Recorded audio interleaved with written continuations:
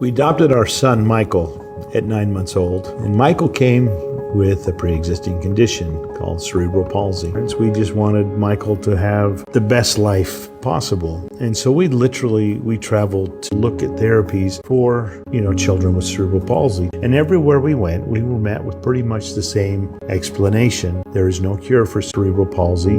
And as parents, that wasn't good enough. We would go to health shows and health fairs, and I became introduced to a book called Mega Brain by Michael Hutchings. And that book became my new Bible, at least as far as it came for therapies for my son, Michael. We eventually developed a machine that later became known as the Theta Chamber, and Michael was our first recipient of that technology. The time we had this, Michael was now almost 8 years old. His cerebral palsy was becoming more and more an issue in his mobility. And so we did that for Michael for 21 days, and at the end of that, there was a little bit of improvement in Michael. He seemed to be processing information faster. His mobility was a little bit better. It was the next 6 months that were magical. In those next 6 months, Michael's mobility became almost normal. He transitioned from handicapped school to a normal school. Michael is now 40 years old. He's a second-degree black belt, speaks multiple languages to some degree or another. And